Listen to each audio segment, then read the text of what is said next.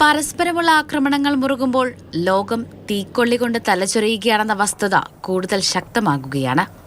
Israel Hamas വിഷയത്തിൽ പശ്ചിമേഷ്യയിൽ മാത്രം തളം കെട്ടിക്കിടന്നിരുന്ന യുദ്ധത്തിന്റെ ഭീകരത ഇറാൻ മിസൈൽ ആക്രമണത്തിലൂടെ ദക്ഷിണേന്ത്യയിലേക്ക് പടർന്നു പിടിച്ചത് വളരെ പെട്ടെന്നായിരുന്നു.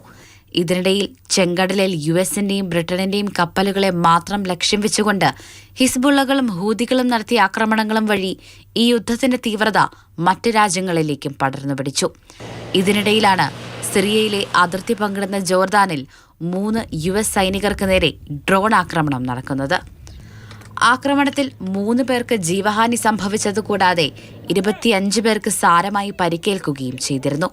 സംഭവത്തിൽ കൂടുതൽ വിവരങ്ങൾ തങ്ങൾ തേടുകയാണെന്ന് യുഎസ് അറിയിക്കുമ്പോഴും ഇതിനു പിന്നിൽ ഇറാൻ പിന്തുണ നൽകുന്ന ആയുധ ഗ്രൂപ്പുകൾ തന്നെയാണെന്നാണ് യുഎസിന്റെ അനുമാനം.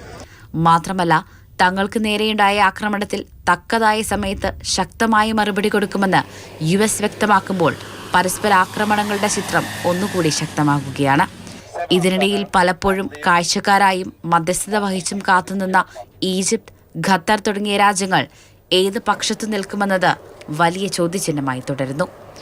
ലോകരാജ്യങ്ങൾ പരസ്പരം കൊമ്പുകോർത്തും യുദ്ധഭീതി മുഴക്കിയും മുന്നോട്ട് നീങ്ങുമ്പോൾ ലോകം ഉത്തരം തേടുന്ന ഒരു ചോദ്യമുണ്ട്: യഥാർത്ഥത്തിൽ യുദ്ധം ആരെല്ലാം തമ്മിലാണ്?